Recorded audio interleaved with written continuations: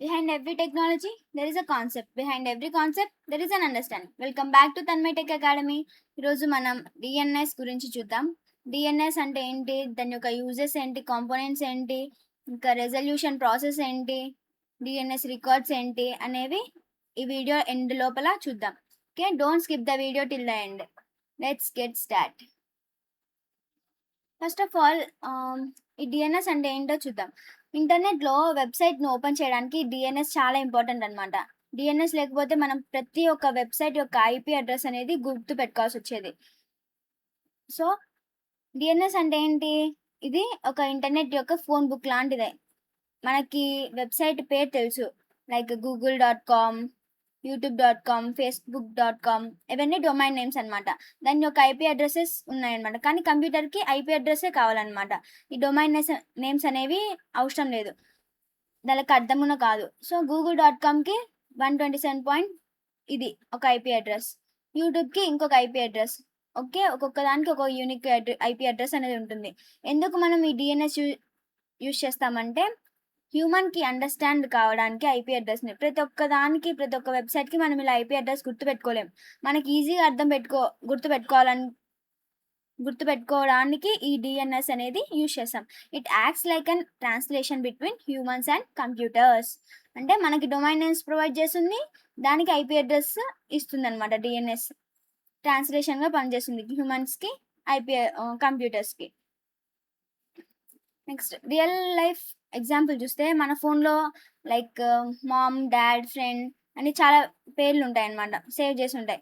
So అమ్మ అని click చేస్తే మనం ఫోన్ బ్యాక్గ్రౌండ్లో నెంబర్కి కాల్ చేస్తుంది. అలాగే youtube.com అని క్లిక్ చేస్తే బ్రౌజర్లో టైప్ చేస్తే మనం డిఎన్ఎస్ అనేది ఆ youtube.comని ఐపీ అడ్రస్గా కన్వర్ట్ చేసి దాని రిలేటబుల్ ఆన్సర్ అనేది ఆర్ రెస్పాన్స్ అనేది ప్రొవైడ్ చేస్తుంది అనమాట.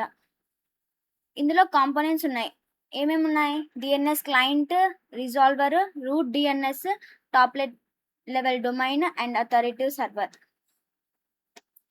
క్లయింట్ అంటే ఫస్ట్ రిక్వెస్ట్ అనేది క్లయింట్ అనేది ఇస్తుంది, డిఎన్ఎస్ క్లయింట్ అనేది. తర్వాత రిక్వెస్ట్ అనేది నెక్స్ట్ రిజాల్వర్కి పంపుతుంది. ఓకే, ఆ రిజాల్వర్ ఏం చేస్తుంది, ఆ రిక్వెస్ట్ ఇప్పుడు google.com ఫర్ ఎగ్జాంపుల్ పంపింది అనుకోండి రిజాల్వర్కి క్లయింట్ అనేది. అప్పుడు రిజాల్వర్ అనేది రూట్ డిఎన్ఎస్ సర్వర్ని అడుగుతుంది, మీ దగ్గర www.com, google.com అనేది ఏమన్నా ప్రెజెంట్ అయిందా, దాని యొక్క ఐపీ అడ్రస్ అని. అప్పుడు రూట్ డిఎన్ఎస్ సర్వర్ అనేది రెస్పాన్స్ ఇస్తుంది, ఏమని, నా దగ్గర లేదు, టాప్ లెవెల్ డొమైన్ని అడగండి అని. అప్పుడు మళ్ళీ డిఎన్ఎస్ రిజాల్వర్ అనేది టాప్ లెవెల్ డొమైన్కి వెళ్ళి టాప్ లెవెల్ డొమైన్ని అడుగుతుంది అనమాట, మీ దగ్గర ఏమన్నా google.com అనే వెబ్సైట్ యొక్క ఐపీ అడ్రస్ ఉందా అని. మళ్ళీ టాప్ లెవెల్ డొమైన్ నా దగ్గర లేదు, అథారిటివ్ డిఎన్ఎస్ని అడగండి అని డిఎన్ఎస్ రిజాల్వర్కి రెస్పాన్స్ పంపుతుంది. అప్పుడు డిఎన్ఎస్ రిజాల్వర్ అనేది మళ్ళీ అథారిటివ్ సర్వర్కి అడుగుతుంది అనమాట, అథారిటివ్ డిఎన్ఎస్కి. అప్పుడు అథారిటివ్ డిఎన్ఎస్ అనేది అవును నా దగ్గర ఉంది అని ప్రొవైడ్ చేస్తుంది అనమాట. ఆ డొమైన్ నేమ్ యొక్క రెస్పెక్టివ్ ఐపీ అడ్రస్ అనేది ప్రొవైడ్ చేస్తుంది. సో మనకి బ్రౌజర్లో పేజ్ అనేది రెండర్ అవుతుంది. ఫర్ ఎగ్జాంపుల్ యూజర్ అనేవాడు www.google.com అని ఎంటర్ చేసినప్పుడు డిఎన్ఎస్ సర్వర్లోకి వెళ్ళి ఐపీ అడ్రస్ తీసుకొని అథారిటివ్ సర్వర్ ద్వారా యూట్యూబ్ సర్వర్కి వెళ్ళి తర్వాత వెబ్ పేజ్ అనేది డిస్ప్లే అవుతుంది అనమాట. There are some public DNS servers అనమాట. ఏమేమి ఉన్నాయంటే, గూగుల్కి 8.8.8.8 ఆర్ 8.8.8.4, క్లౌడ్ఫేర్కి 1.1.1.1. ఓకే, అసలుకి డిఎన్ఎస్ ఎందుకు అవసరం? డిఎన్ఎస్ లేకపోతే ఏమవుతుంది, google.com అనేది గుర్తుపెట్టుకోలేం, ఐపీ అడ్రస్ ఉండాలి. ఓకే, అన్ని ఐపీ అడ్రస్ గుర్తుపెట్టుకోవాలి. సో చాలా హార్డ్ అనమాట హ్యూమన్స్కి అన్ని ఐపీ అడ్రస్ గుర్తుపెట్టుకోవడం. సో డిఎన్ఎస్ వల్ల వెబ్సైట్ నేమ్స్ వాడగలుగుతాం, ఇంకా ఈజీ యాక్సెస్ చేసుకోగలుగుతాం, వెన్న నావిగేషన్ అనేది యూజ్ అవుతుంది అనమాట.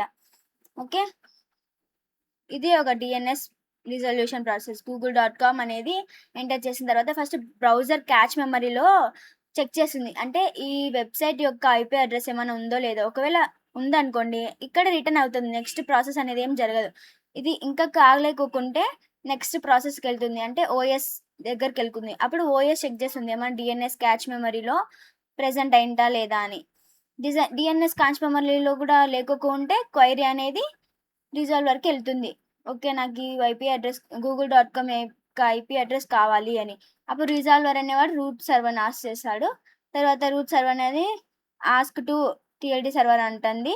తర్వాత టీఎల్‌డీ సర్వర్‌ని అడిగినాక మళ్ళీ రిజాల్వర్‌కి రెస్పాన్స్ ఇస్తుంది టీఎల్‌డీ సర్వర్. ఏమని? అథారిటీ సర్వర్‌కి అడగమని.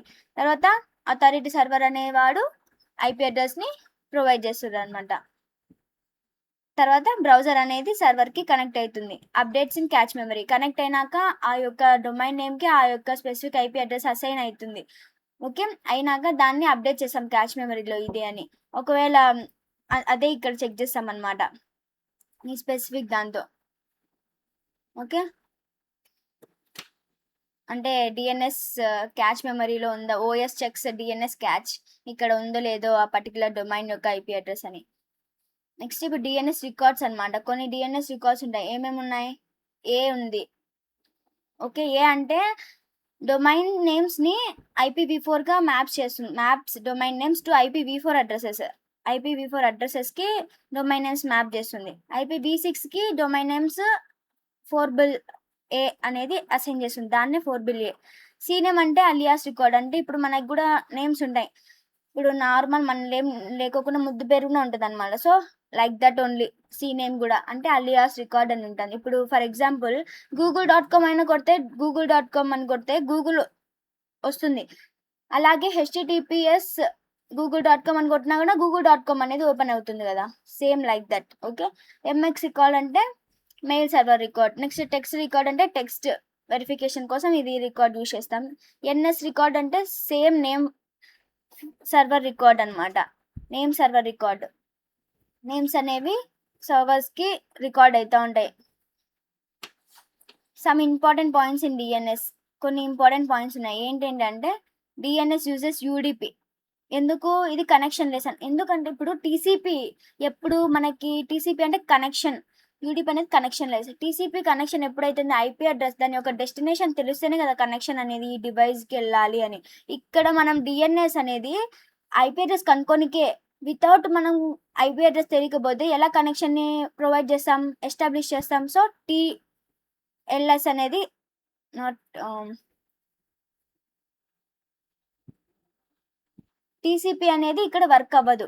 ఓకే. కనెక్షన్ ఓరియంటెడ్ కాబట్టి. ఇది యూడిపి అనేది కనెక్షన్ లెస్ కాబట్టి డిఎన్ఎస్ అనేది యూడిపిని యూజ్ చేస్తుంది. Sometimes DNS also uses TCP. కొన్నిసార్లు టీసీపీని యూజ్ చేస్తుంది ఎప్పుడో ఒకసారి. ఇది port number 53. Okay. These are some important points for interview purposes. అడుగుతారు వాళ్ళు డిఎన్ఎస్ ఏమి యూజ్ చేస్తుంది అంటే యూడిపి.